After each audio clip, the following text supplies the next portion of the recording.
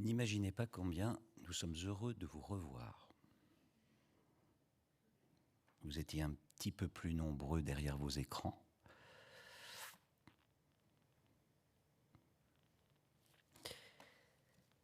Depuis le 18 septembre 2007, Éric Chevillard, outre les romans qu'il écrit et publie un blog depuis le 18 septembre 2007. Voilà. Et aujourd'hui, pour la 17e étape, nous nous retrouvons à la date du 7 janvier 2010.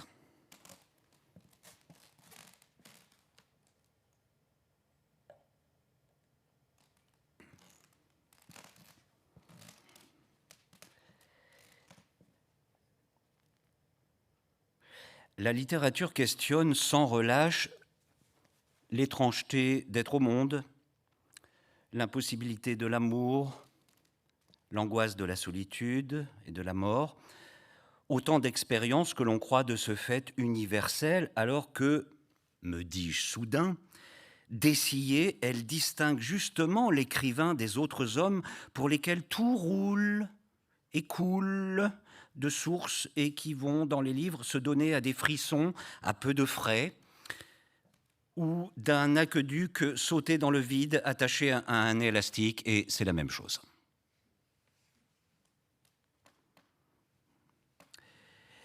L'écrivain, dans son livre, comme un curieux animal au zoo. Et vous avez vu La cage du Balzac et La cage du Kafka, et La fosse où le Thomas Bernhard fait les 100 pas en grommelant, et le joli Toulet dans sa volière. Ne ratez surtout pas le Céline quand il s'énerve, quand il mord et déchiquette son pneu. Et oui, l'écrivain rêvait bien un peu d'imposer sa loi au monde par contamination, en injectant son style dans la langue commune. Or, son livre se referme sur lui comme un piège à souris. Au mieux, il aura sécrété plutôt la coquille rose et tarabiscoté du lambi. 8 janvier 2010. Rompu avec Louise. Quand elle m'embrassait, volupté exquise, mes frissons froissaient ma chemise. Puis elle refusait de la repasser et de réparer ses bêtises. Ce n'est pas pour rien qu'il collectionne dans des bocaux de verre exposés sur ses étagères des échantillons de sable de tous les déserts du monde. Il ne veut voir personne. On rase la tête du petit Victor qui a des poux. Eh, ne pleure pas, mon gros bonhomme. Pense aux enfants qui ont des poulpes. On leur coupe les bras et les jambes.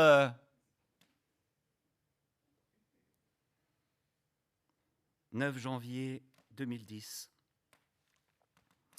Et certes, il est douloureux de perdre un être aimé, de savoir sa femme dans les bras d'un autre homme, d'apprendre que le mal incurable s'est logé dans l'un de nos précieux organes. Mais comme si ces drames ne suffisaient pas à notre peine, il faut encore qu'ils soient privés par leur banalité même de toute grandeur tragique.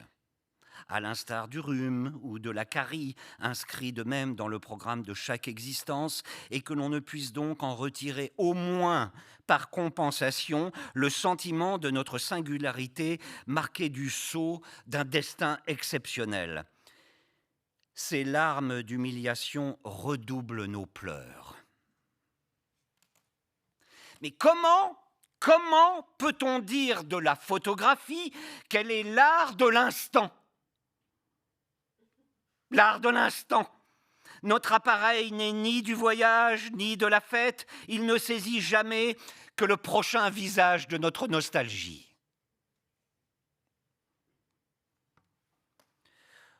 Autour de mon père si droit, j'ai grandi en vrillant comme un lierre. 10 janvier 2010. Puis la tristesse reflue, mais comme le flot en effet pour mieux enfler la vague suivante qui va s'abattre pour y être toute massée, ramassée, compacte. Je suis sensible aux vœux de bonne année émanant d'envoûteurs et chamans véritables qui n'hésitent pas à sacrifier une poule noire ou à brûler des herbes rares en invoquant les soleils et les volcans. Et pour les autres, je n'y entends qu'un aveu d'impuissance doublé d'une invitation à me débrouiller seul et si possible en silence. Tout journal relate la lutte d'un homme seul contre tous. Il est par conséquent destiné à séduire, circonvenir ou intoxiquer l'ennemi. 11 janvier 2010. La littérature nous résiste de plus en plus. Notre esprit se refuse désormais à l'effort ou l'application continue qu'elle exige. Il décroche, perverti par nos pratiques nouvelles, du surf, du zapping, du texto, désigné au reste par des termes impropres et inélégants, si bien que l'écrivain, pour être lu, a plutôt intérêt aujourd'hui à imprimer sa prose sur les ailes du papillon qui volette autour de notre chaise longue. Le français est une langue difficile, que nous maîtrisons mal. Nous savons l'écrire, mais nous ne la lisons pas. Tant qu'elle n'aura pas froid aux fesses, j'aurai pas froid aux yeux.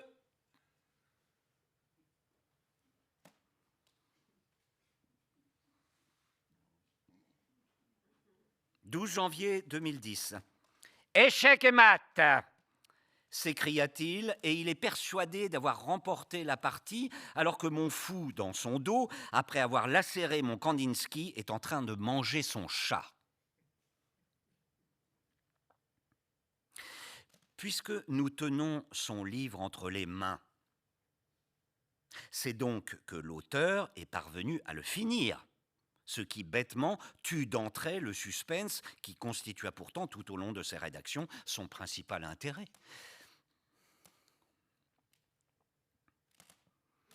Agathe, Agathe, Agathe, ma fille, combien de fois faudra-t-il que je te répète que frigo est une abréviation de frigidaire, marque déposée dont le nom désigne par autonomase le réfrigérateur?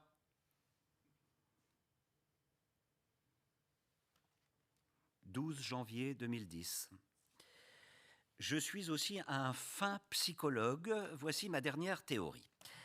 Un enfant sans inhibition, sans timidité, tout de suite adapté et sociable, va grandir dans le groupe, dans la bande, acquérir par conséquent des réflexes et des emportements et des comportements d'animal grégaire, pur produit de son époque, parfaitement à sa place dans le système, conforme aussi à ce que celui-ci attend de lui, sans originalité, tout en surface, un consommateur docile, une tête creuse. Tandis que l'enfant rechigné, solitaire, complexé sera bien obligé de se tenir à lui-même compagnie et donc de se rendre intéressant. Il s'instruira, il apprendra à se connaître, il développera son sens critique. L'intelligence a autrefois connu l'humiliation et l'ennui. La bêtise nous parle encore de son enfance heureuse. Les mots possède naturellement une charge péjorative qu'il convient de désamorcer avec précaution lorsque l'on se veut, par exemple, élogieux ou enthousiaste. Si nous les laissons parler, si nous nous bornons à nommer ou à décrire ce qui est, alors il apparaît en effet qu'ils sont affectés négativement et qu'ils épinglent ironiquement ce qu'ils désignent. Une ombre gagne, l'ombre froide d'une éclipse totale. C'est Choir. C'est l'île de Choir qui s'interpose. 14 janvier 2010. Ce nouveau festival littéraire rassemblera des invités prestigieux, puisque sont annoncés le Beckett chinois, le Joyce brésilien, le Faulkner hongrois, le Tchekhov texan, le Borghese grec et, sous réserve, le Pynchon néo-zélandais. Ah oui.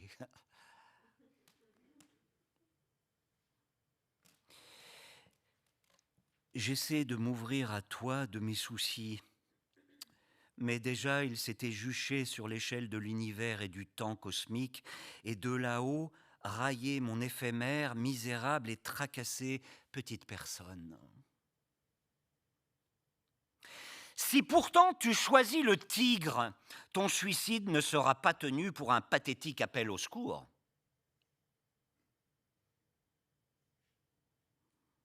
« 15 janvier 2010. Approchez, approchez, mes enfants, dit-elle dans un souffle, crispant ses doigts maigres sur le drap et s'y agriffant comme pour empêcher la mort de la prendre avant qu'elle n'ait pu parler.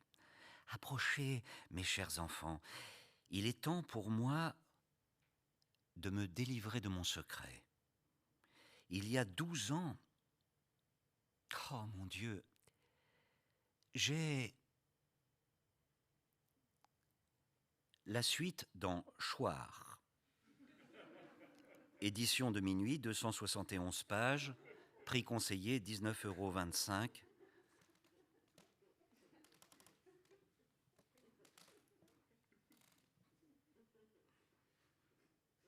Lolotte renonça à enfiler son pyjama. Il faisait bon dans sa chambrette.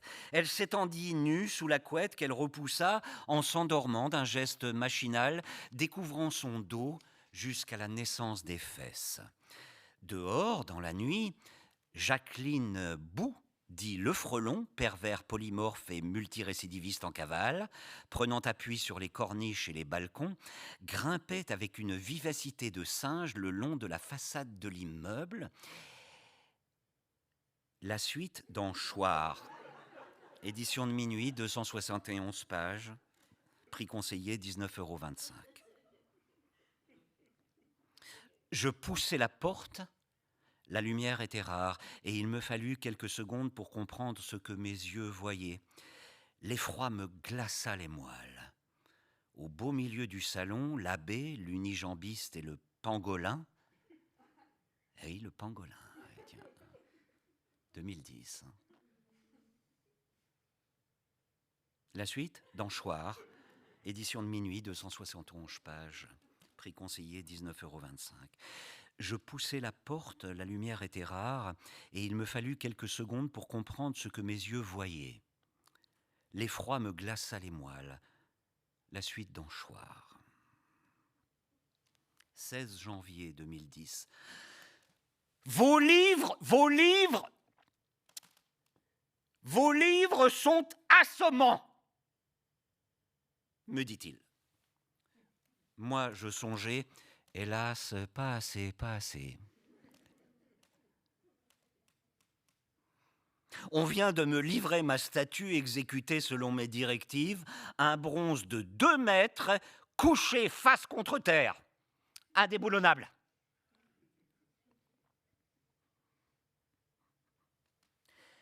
Le musée de la vie bourguignonne, Perrin de Puycoussin, propose jusqu'au 22 février la première grande exposition consacrée aux coiffes bressanes et mâconnaises, ouvert tous les jours sauf le mardi de 9 h à 12 h et de 14 h à 18 h, entrée gratuite, mais moi j'irai pas. Enfin.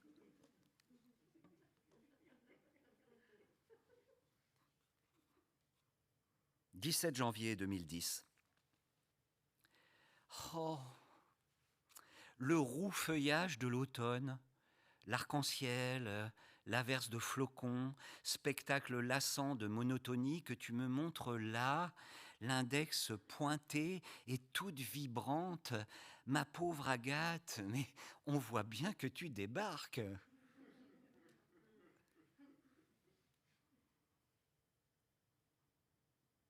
Chambord, Versailles, le Louvre et tous les tableaux qu'il contient, vieux décors. Ma pauvre Agathe, pardon de te le dire, mais tes oh et tes ah font un peu province. La peine, la joie, la peur, l'amour. Ma douce Agathe.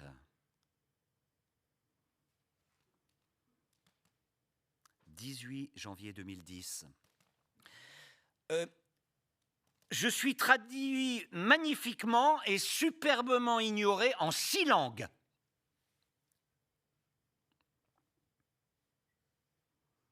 Il y a bien longtemps que la main de sa femme ne lui effleure plus la joue, ne lui gratte plus la nuque, ne joue plus dans ses cheveux, ne caresse plus sa poitrine, ne saisit plus ses doigts, ni son bras, ni son sexe. Mais cependant, chaque nuit, elle agrippe encore son épaule. Ah, tout de même, et sèchement le secoue parce qu'il ronfle.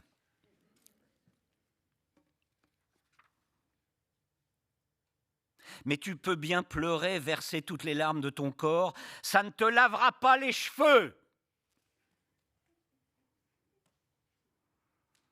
19 janvier 2010. Si le Christ revenait sur terre, et que la presse l'apprenait, il y aurait tout de même les résultats du tiercé dans les journaux du lendemain. Si Rimbaud revenait sur terre, il serait invité au journal télévisé et une incrustation sur l'écran nous préciserait ses noms et qualités. Arthur Rimbaud, poète. Les paparazzis campent devant l'immeuble de Mozart, revenu sur terre. Grand reportage dans Paris Match sur Léonard, revenu sur terre. Une prestigieuse marque de parfum demande à Cléopâtre, revenu sur terre, d'être sa nouvelle égérie. Bonsoir. Un forcené de l'écriture s'est barricadé dans sa maison des bords de Seine à Croissé. Notre envoyé spécial a pu enregistrer les cris terribles en provenance de son cabinet de travail et nous apprenons que les hommes du raid ont pris position dans le jardin. L'assaut est imminent.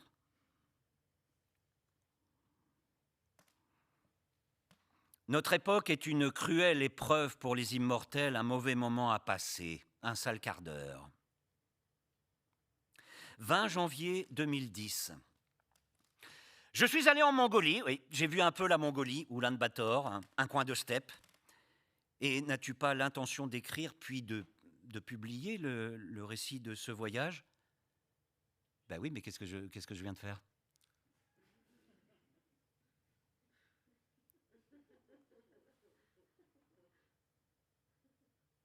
Le revêche, en se hérissant de piquant, ne songe qu'à éveiller dans notre imagination le fantasme de sa tendre chair. Écrivain, mes amis, vous pourriez avoir la correction de rempocher vos stylos quand j'écris.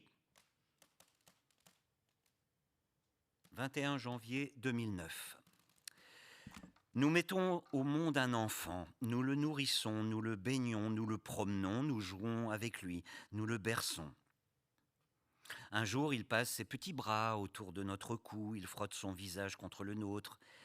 Mais cet amour, comme nous l'avons sollicité, nous avons été le chercher dans les limbes, nous l'avons tiré du néant pour nous complaire, pour nous rassurer, pour nous absoudre.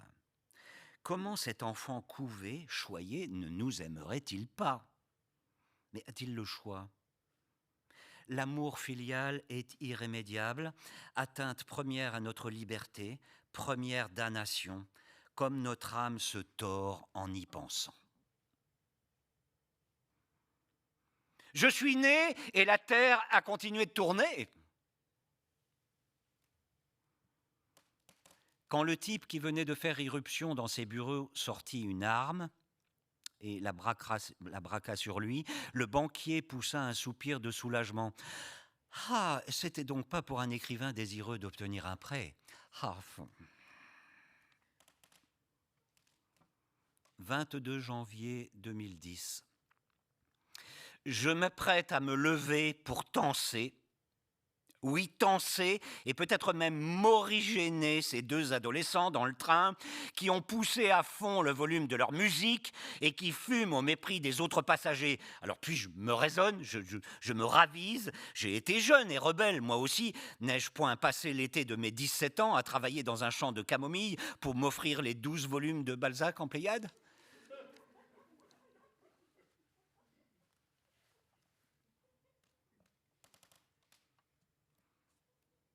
Oh, quelle désolation, le tour que prennent les choses. Mais a-t-on idée aussi de fourrer des truffes si précieuses dans la poche percée de l'estomac ? Sa vie l'ennuie. Il en tient pourtant la chronique scrupuleuse dans son journal en se disant que peut-être elle l'intéressera davantage plus tard, à la relecture.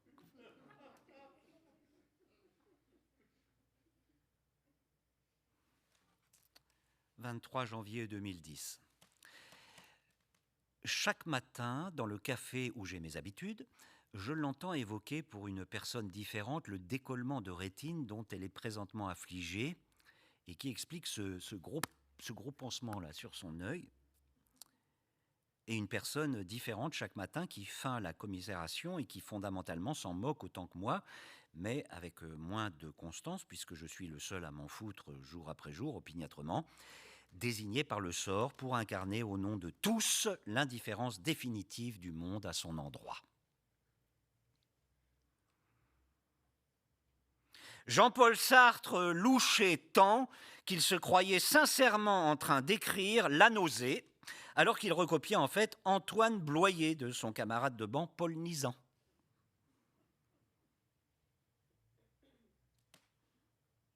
Il tient ouverte à deux mains la revue d'automobile qu'il est en train de lire et qu'il fait tourner légèrement à droite, puis à gauche, parfois plus sèchement, comme un volant. C'est...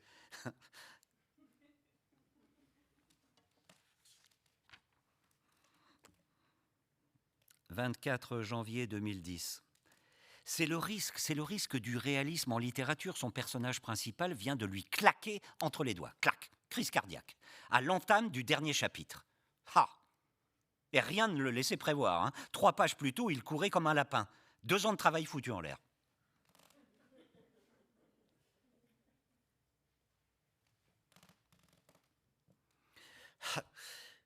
L'homme pesait 129 kilos. 129 kilos et il était assis sur mon visage. Et bien pour autant, aucune plainte ne sortit de ma bouche.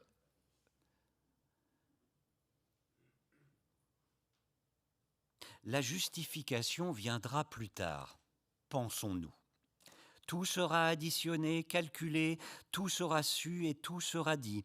Le jour du verdict, nous l'attendons avec confiance, le jour des justes rétributions, mais une tuile tombe du toit et nous mourrons avant. 25 janvier 2010. Ça, c'est pas parce que t'as très peu de lecteurs qui forment nécessairement un noyau d'irréductibles fans.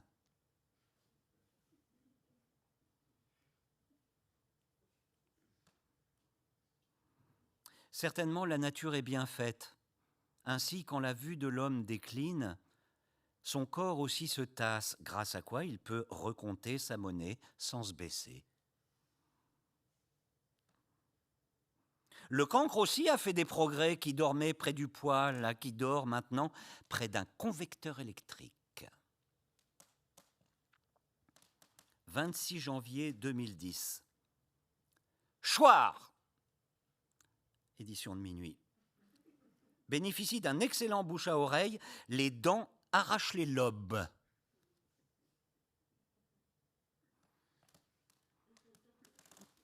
J'ai pu finalement remonter jusqu'à lui au terme d'une longue enquête. Alors, il vit dans une grotte avec pour seul vêtement un pagne de lin blanc. Il recueille l'eau de pluie dans une calebasse et se nourrit de fèves, de pistaches. Jamais ne coupe ses ongles, sa barbe ni ses cheveux. Il passe ses journées assis dans la position du lotus, les mains sur ses genoux maigres. Son regard brûle. Sa bouche émet en continu un léger fredon et, de temps en temps, sa bouche, elle parle. C'est de lui que nous viennent toutes les histoires drôles et les blagues que nous connaissons.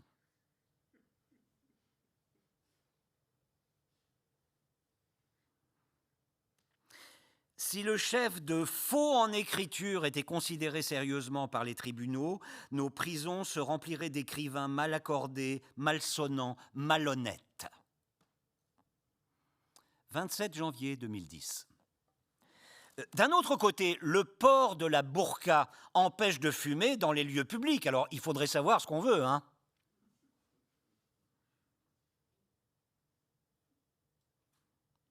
Je soupçonne certains pédiatres de choisir ce métier pour voir souffrir les enfants sans avoir à les violenter eux-mêmes. Oui, observation qu'il convient sans doute d'étendre à tous les médecins les plus sadiques d'entre eux se spécialisent en fonction du fétichisme exclusif de leur perversion. Oh, la beauté d'un estomac crevé d'ulcères, d'un intestin qui se tord comme un serpent sous la botte. Oh. Non mais 1000 pardons, cher confrère, on voit que vous n'avez jamais sorti un œil de son orbite. Hein.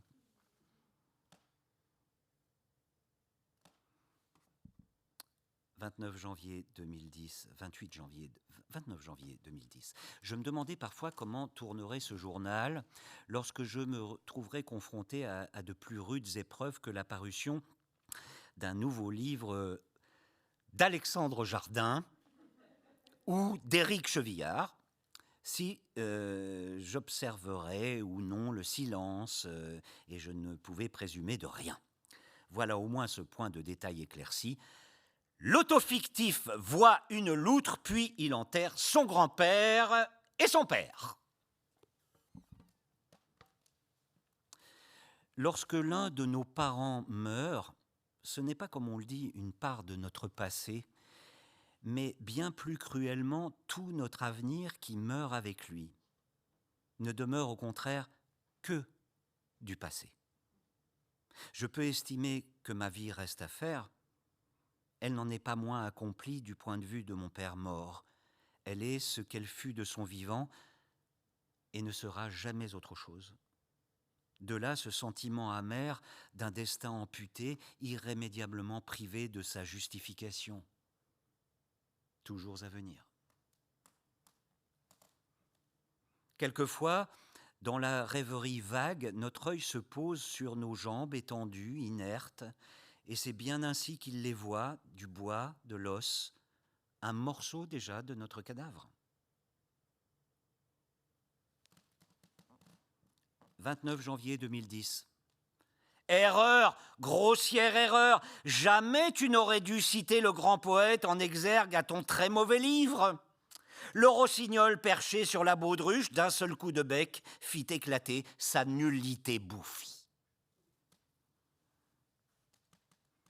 Elle ne s'est jamais beaucoup éloignée de sa maisonnette. L'âge, à présent, la retient à l'intérieur, entre le four et l'évier. Elle ne pousse même plus jusqu'au salon, sauf toutefois le dimanche, quand une bonne âme de la paroisse lui apporte la communion. Elle serait un peu gênée tout de même de manger le corps du Christ dans sa cuisine. Mon lecteur me saura-t-il gré de lui mettre à présent sous les yeux le mot « limule » ou aurais-je une fois de plus affaire à un ingrat ? 30 janvier 2010.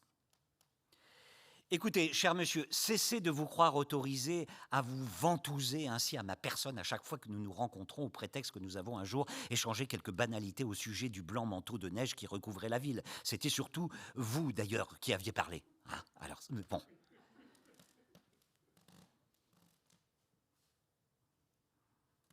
L'hypothèse du suicide est toujours écartée lorsqu'un géranium en pot tombe d'un balcon. Pouf! Et pourtant, comme on les voit se tordre dans leur jardinière, contournés, contrefaits, défleuris, exposés aux odeurs de cuisine et aux programmes de télévision en provenance de l'intérieur, conchiés par les chats et les pigeons, effeuillés par les vents, à leur place, pareillement, qui ne sauterait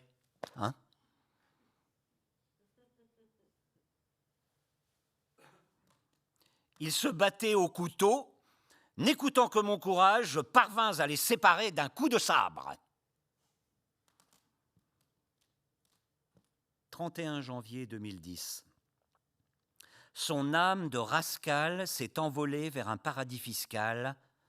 On ne lui fera rien payer. Cette bonne dame au visage avenant et jovial a toujours suscité la sympathie autour d'elle. Aussi ne comprend-elle pas pourquoi je lui lance ces regards haineux. Mais c'est que tu viens de t'asseoir entre moi et la blonde sylphide qui lit les moralités légendaires sur la banquette en face, mémère, et que du coup je ne vois plus.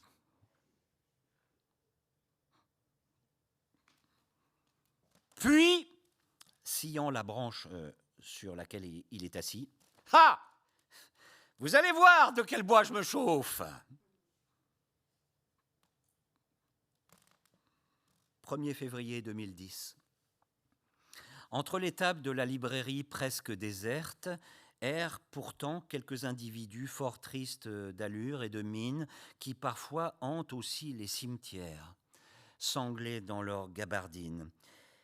C'est que les lieux sont rares où nous pouvons attribuer à notre arrogante misanthropie d'esthètes dégoûtés la phobie sociale dont nous sommes affligés et l'ostracisme que nous vaut depuis l'enfance notre apparence miteuse d'inadapté définitif. Or, si tels sont les lecteurs, que sont les écrivains ? Littérature, mon ami, repère ombreux du lâche, du dépressif, du frustré, refuge du solitaire et du mal-aimé, du petit gros, de la grande maigre, de l'affreux, et si tu n'étais que cela ?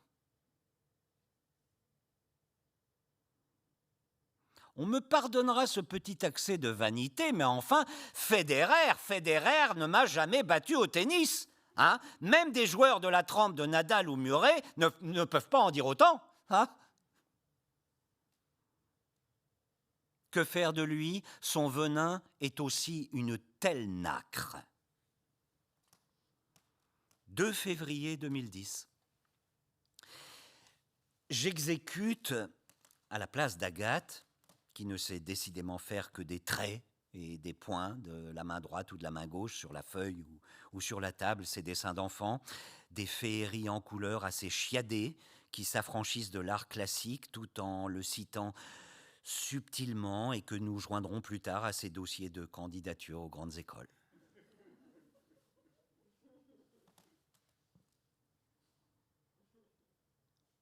Le vieux prêtre est déconcerté par la froide résolution de mon athéisme, la noirceur et l'ironie de mes propos. Je suis par ailleurs si gentil, c'est à ne rien y comprendre. Et il me parle de la réalité de Noël, hein, de l'amour qui nous sauve. Mais il n'a pas tort au fond, je suis un bon garçon et sa détresse me touche. Pauvre vieux prêtre. Je le rassure, je lui concède tout ce qu'il veut par compassion, comme au chevet d'un malade qui va mourir dans la nuit. On élabore avec lui de grands projets d'avenir, l'ascension du mont Everest ou la traversée du Pacifique en pédalo, enfin, des choses comme ça. Mais cela m'aurait tout de même bien facilité la tâche si le Créateur m'avait attribué cette tête d'épingle dont la fourmi n'a que faire, râler l'araignée en brodant sa toile. Le moment est venu maintenant de vous proposer de choisir une date entre donc le 3 février 2010 et le 17 septembre 2017. Et je découvrirai avec vous ce qu'écrit Chevillard. Oui. 11 décembre 2013. 11 décembre 2013.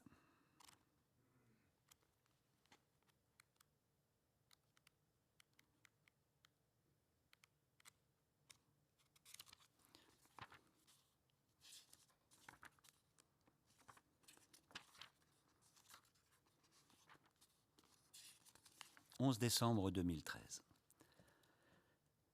Jorge Luis Borges et Adolfo Bioy Casares ont reconnu publiquement avoir créé ensemble l'écrivain Bustos Domecq. Mais ce que je suis en mesure de révéler aujourd'hui, c'est que Bio Casares, quant à lui, est le produit de l'imagination de Borges et Domecq réunis, et que Bio Casares et Domecq, de leur côté, se sont associés pour donner naissance à Borges. Ce sont donc incontestablement les deux meilleurs. Il est prévu depuis longtemps que j'atteindrai en 2014 l'âge de 50 ans. Mais j'ai le sentiment qu'il s'agit plutôt là d'une sorte d'accident ou de maladie qui pourrait arriver à n'importe qui, n'importe quand, y compris à un enfant, comme se casser la jambe. Attraper la scarlatine ou la cinquantaine, même genre de désagrément. Quelques semaines de convalescence et on n'en parlera plus. Je les entends à la table voisine de la mienne dans le café où j'ai mes habitudes. Ils ont un doute sur le jour d'aujourd'hui. Nous sommes bien mardi, non Et partageant un moment leur hésitation, il me paraît soudain que nous sommes tous égarés dans le temps et que nous demandons à nos dérisoires instruments de mesure, sabliers, horloges, calendriers, de nous renseigner sur notre position comme nous craquerions une allumette pour nous repérer dans l'infini obscur. Une autre date, si vous le voulez bien. 24 mai 2016.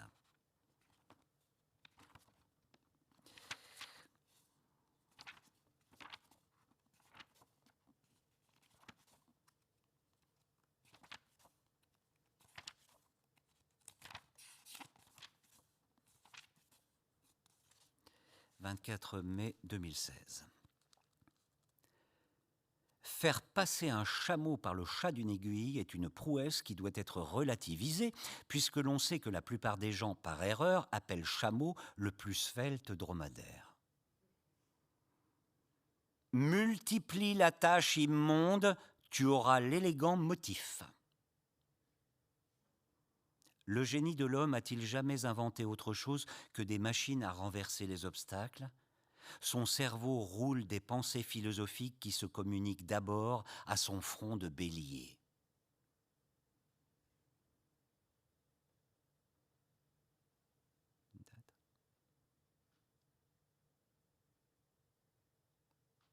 Pas d'autre. Pardon ? 1er août 2015.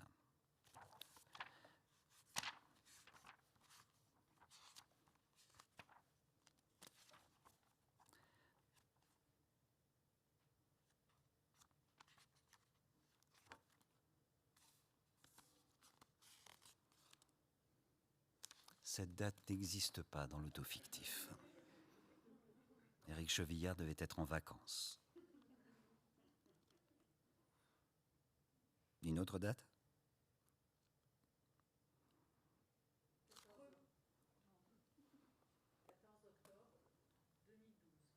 « 14 octobre 2012.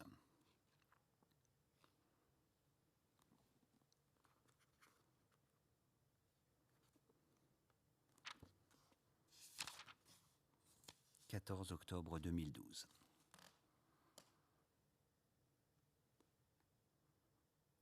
Cette date n'existe pas non plus. C'est très très rare, je suis impressionné parce que le 13 octobre existe, le 15 aussi, mais le 14, il n'y a pas d'autofictif. C'est assez étonnant. Une autre date ? 25 décembre 2012. 25 décembre 2012, jour de Noël.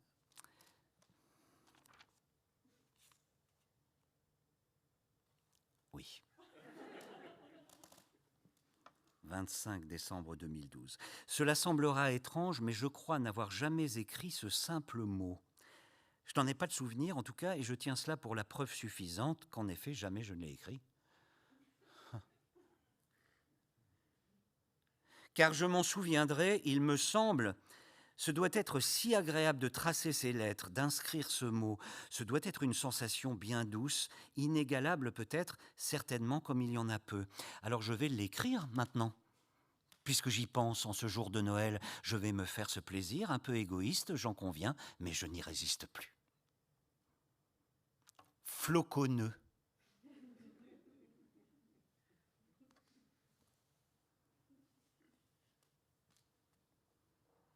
3 février 2010. L'auteur n'a-t-il donc aucune pitié pour ces livres dispersés dans les librairies, maniés par des mains désinvoltes, soumis à tous les affronts, à la honte de la mévente dans la promiscuité des marchandises imprimées les plus viles et les plus demandées, sans cesse en but au mépris et à l'indifférence, tandis que chez lui, entouré d'affection, bien au chaud, la pipe entre les dents et les pieds dans ses pantoufles, il élabore avec application une nouvelle œuvre destinée à mourir sous les outrages ? Qui a prétendu que l'écrivain ne jouissait plus aujourd'hui du même prestige que par le passé ? Qui ? Mais quelle erreur ! Lorsque vous faites état de cette activité en société, il n'est pas rare de voir les personnes présentes se rouler par terre à vos pieds en hoquetant.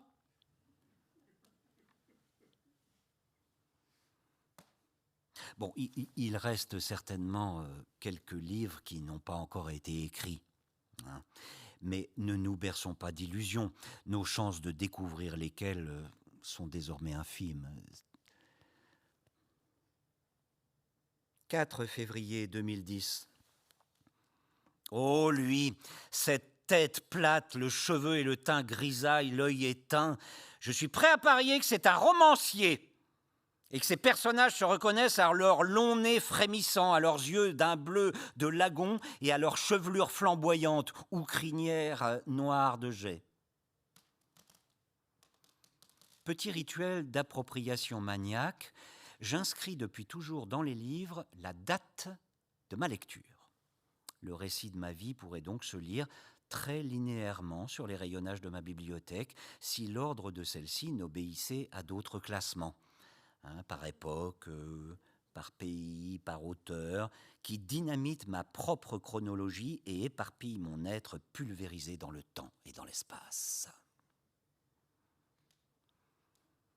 Une expérience fréquente pour l'homme de 45 ans, apprendre que tel individu décati, respectable, corpulent, chauve et flétri a 43 ans.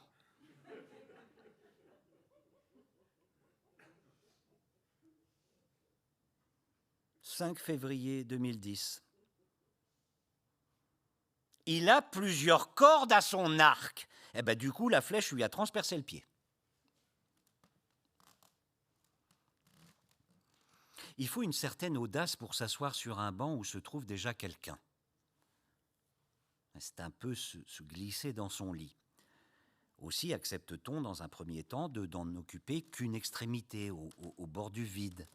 Et puis, petit à petit, nous prenons peu à peu nos aises. Le droit coutumier joue en notre faveur. Bientôt, nous en revendiquons, puis nous en occupons la moitié, comme de juste. Et le troisième homme sera mal reçu avec ses prétentions insensées.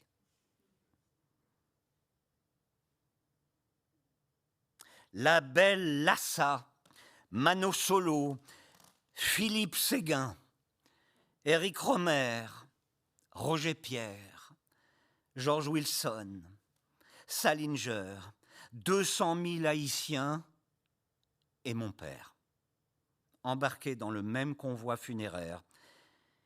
Est-ce qu'une explication va suivre ?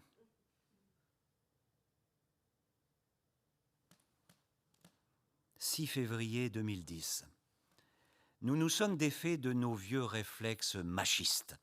Victoire de notre intelligence sur cet atavisme de brute et ses préjugés archaïques. Oublions l'ange mièvre et la mégère invivable n'existe pas. Cliché jauni, autre temps. Les femmes sont nos amies de cœur et d'esprit, nos cœurs sensibles, irréductibles à ces caricatures. Ainsi parlais-je avec conviction, avec émotion, sans parvenir à me faire entendre de ces deux dames bien trop occupées à se crêper le chignon. Je m'excuse de mettre les pieds dans le plat, mais enfin, il me semble que tout le monde aimerait bien savoir ce que dessinait Michel-Ange, le Gréco, Rembrandt, Watteau, Van Gogh, Paul Klee, Picasso et les autres lorsqu'ils pissaient dans la neige.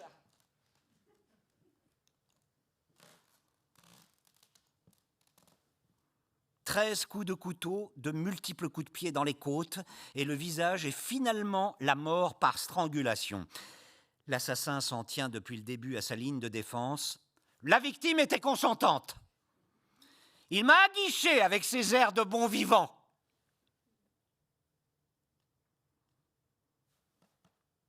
7 février 2010. Elle est plus jolie qu'elle n'en a l'air.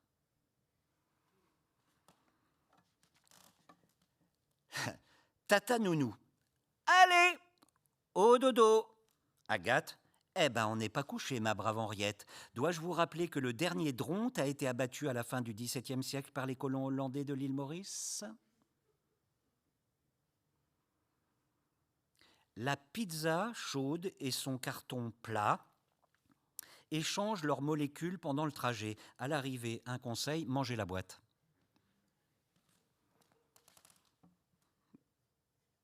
« 8 février 2010. Visage ami, visage bien connu de nous, surpris dans la foule, dans le va-et-vient de la rue, rendu à sa nudité, à sa sauvagerie, à son étrangeté, où notre œil ne trouve plus sa prise et roule comme il roulerait dans une assiette. C'est bien lui, mais la familiarité n'y est plus, je suis mort, et voici le monde sans moi. » Ah! Alors ça, c'est une question. Quel livre emporterais-je sur l'île déserte? Ah! Oh, la question est bien délicate. Ben oui, lequel choisir, en effet, attendu que j'en ai tout de même écrit 23.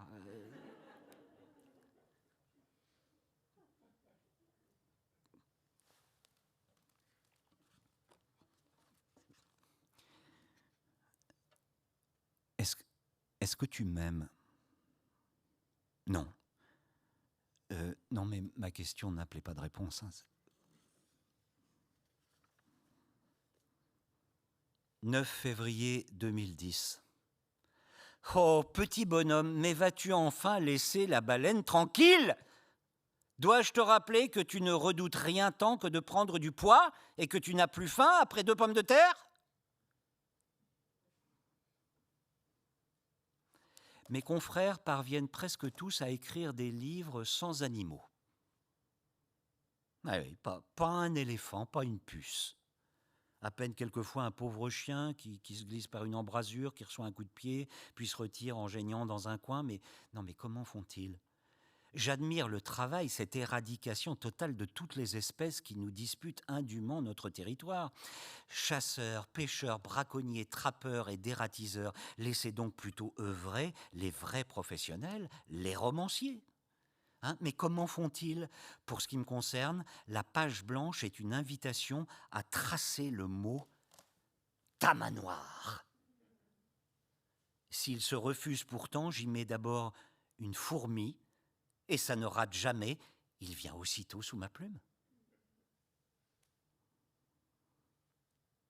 10 février 2010. Le présent est une perpétuelle catastrophe. Et nous lisons l'écrivain vivant par curiosité de savoir comment il se tire de celle-ci pour ce qui le concerne, comment l'art littéraire se défend en la circonstance et quelles formes maîtrisées, satisfaisantes pour l'esprit, peuvent naître malgré tout de ce chaos insensé. Mais parfois aussi, et pour ces mêmes raisons, nous ne voulons plus de lui, l'écrivain vivant. Sa présence nous importune comme celle d'un bavard dans notre wagon. Nous préférons alors l'écrivain mort. L'écrivain sorti du jeu, du rapport de force, qui nous parle d'une voix claire et posée depuis un temps indifférent et qui n'est plus uniquement occupé à sauver sa peau dans la tourmente. L'écrivain mort et l'écrivain vivant se partagent donc la besogne. Il ne leur est pas demandé la même chose et il est par conséquent stupide de les comparer.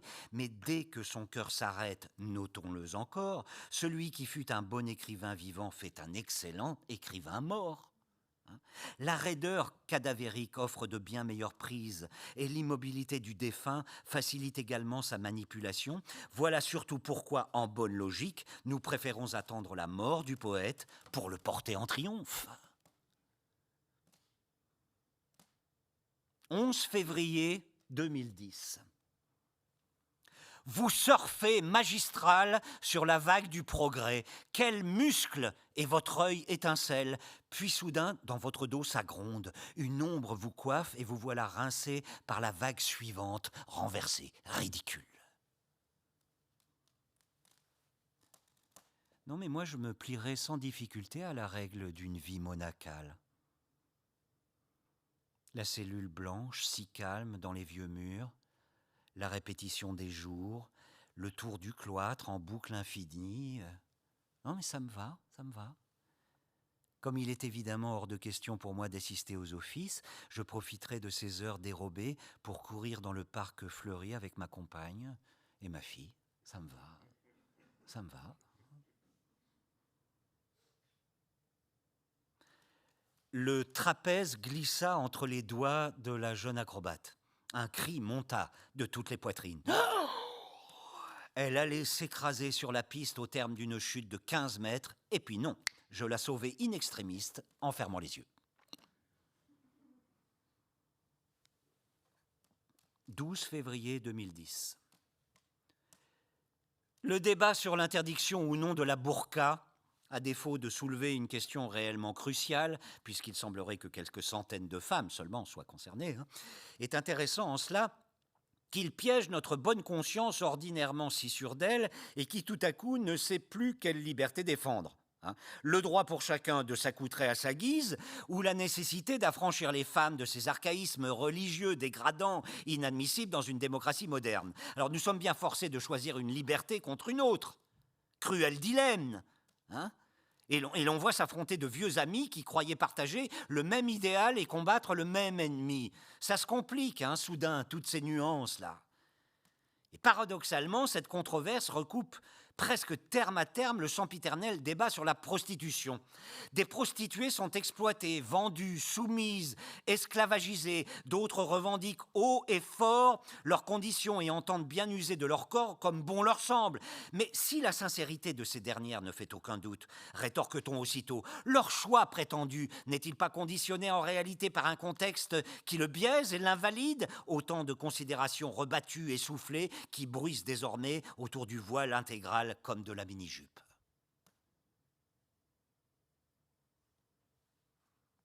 Quel si!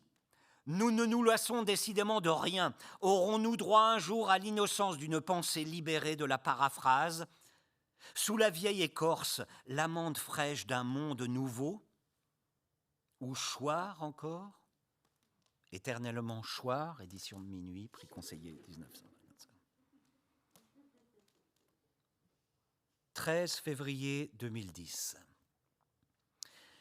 Tout Français âgé de plus de 30 ans débarquant à Capri, si vulgaire et débile juge-t-il cette chanson, se surprendra à fredonner « Capri, c'est fini ». On trouverait sans doute 1000 autres exemples de ces malédictions qui nous font ressembler en tout lieu et à tout moment à des rats de laboratoire éduqués à la gégène dans les couloirs d'un labyrinthe absurde. Les premières certitudes se lézardent dans l'enfance quand nous sommes pour la première fois invités à goûter chez un camarade et que son père le rosse sous nos yeux. Puis, nous poursuivons la visite et la lézarde va s'élargissant. Il existe donc des lave-linges à hublot.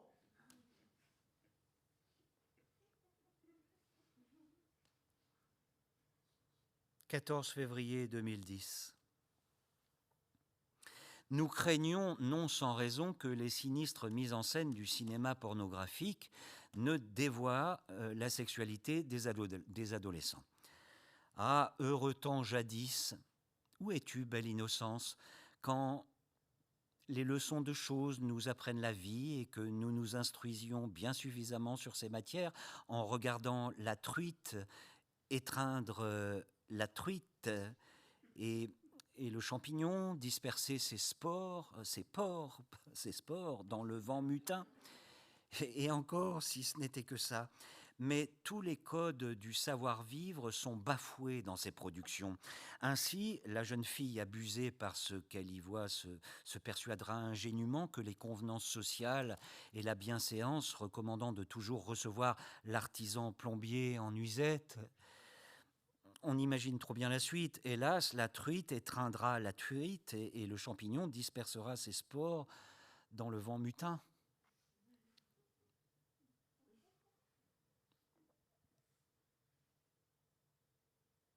Il est si avare qu'il refuse même de débourser de l'argent pour les achats indispensables et qu'il doit donc, pour obtenir malgré tout la somme nécessaire, s'enfermer dans sa cave et se promettre la liberté en échange d'une rançon.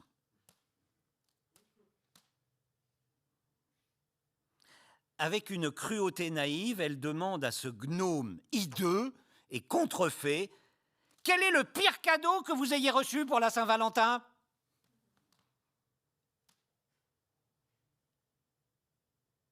15 février 2010. L'œuvre de Pierre Petitpierre sans le soufre.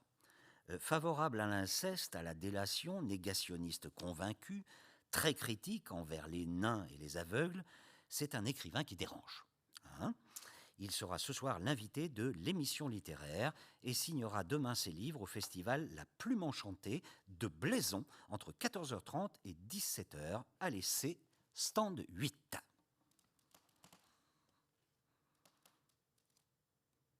Voici Agathe, outrée de l'impolitesse de cette dame qui vient de lui donner un gâteau, sans même lui demander « Qu'est-ce qu'on dit ?» afin qu'elle puisse lui répondre « Merci ».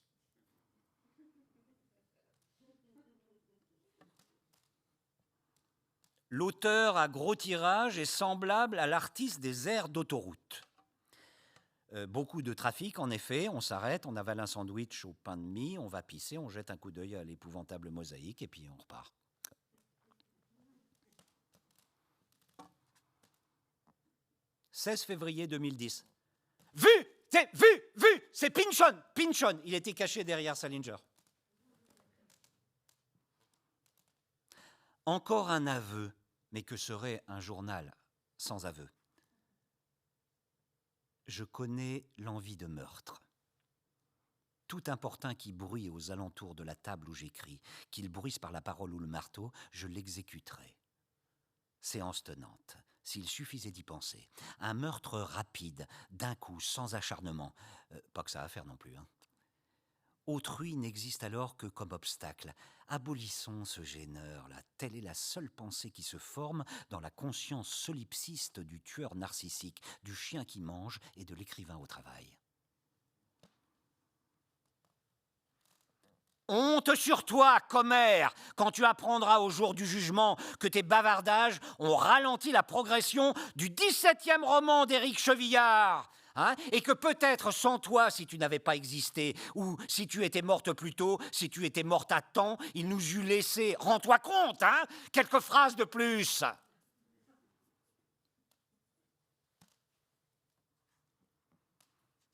17 février 2010. Saisissant dans sa panière d'osier individuelle le petit pain au chocolat, tiède et dodu, commandé avec mon café, je songe que je dois faire de loin l'effet d'un ogre s'apprêtant à dévorer un bébé. Et ma foi, à la faveur de cette identification fortuite, je comprends soudain mieux et j'absous de tout crime le gros monstre si mal aimé.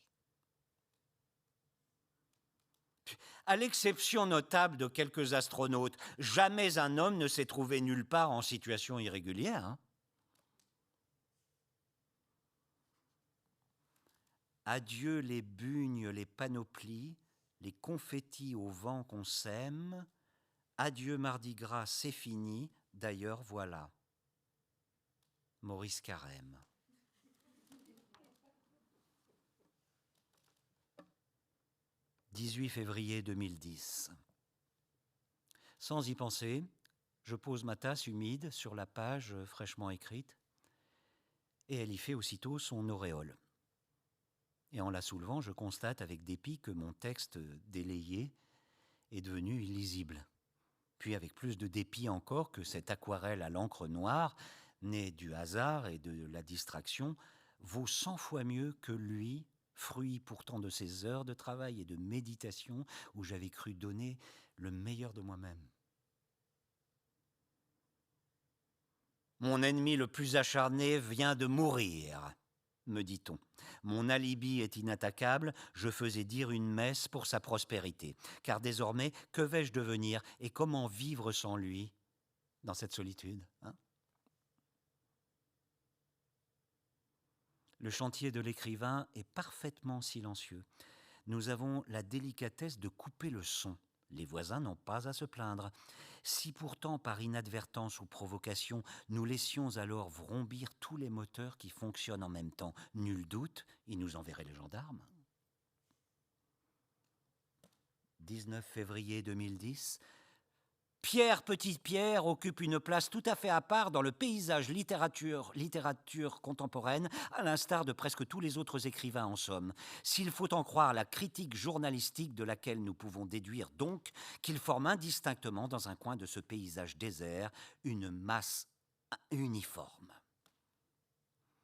On aurait successivement signé ma présence à Mopti, à Zagreb, à Bruxelles, à Pékin. J'aurais été vu à Omsk, à Monastir, à Tchoïr. Mais peut-on vraiment se fier au seul témoignage d'un miroir? Une seule chose est sûre, la poivrière suit la salière comme son ombre. Maintenant, Éric Chevillard va venir nous livrer, c'est encore un secret, dans quelques secondes ça ne sera plus, les 3 notes qui paraîtront dans son blog dès minuit.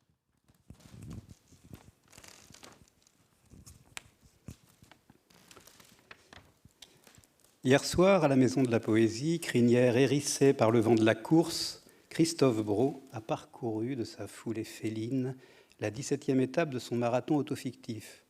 Assis au premier rang, comme à l'accoutumée, je soutenais discrètement son effort, de mes rires sonores, de mes hurrahs tonitruants, de mes applaudissements frénétiques, lorsqu'il se produisit un phénomène étrange et plutôt angoissant, je le confesse. Soudain, j'ai senti dans mon dos comme un frémissement, comme une onde de chaleur. Mes instincts de conservation et de survie aux abois avaient détecté une présence de l'ancien français présentiel, une présence dans un théâtre. Christophe et moi n'étions pas seuls dans la salle, nous adonnant l'un et l'autre, comme depuis plus d'1 an, à nos petites voluptés secrètes, vraisemblablement incompréhensibles, sinon répréhensibles pour autrui. Je vous laisse imaginer mon effroi, puis vomir sur vos chaussures. Qui donc avait réussi à s'introduire dans ce lieu non essentiel en ces temps apocalyptiques, où il est recommandé de ne fréquenter personne et de ne pas trop se toucher non plus soi-même. Craintivement, je me retournai et je les vis. Ils étaient là, tapis dans la pénombre. Les zombies. Des zombies, quoi d'autre? Je parvins à m'enfuir par les coulisses. Je suis sans nouvelles de Christophe. Heureusement, il n'y a pas que la vie dans la littérature.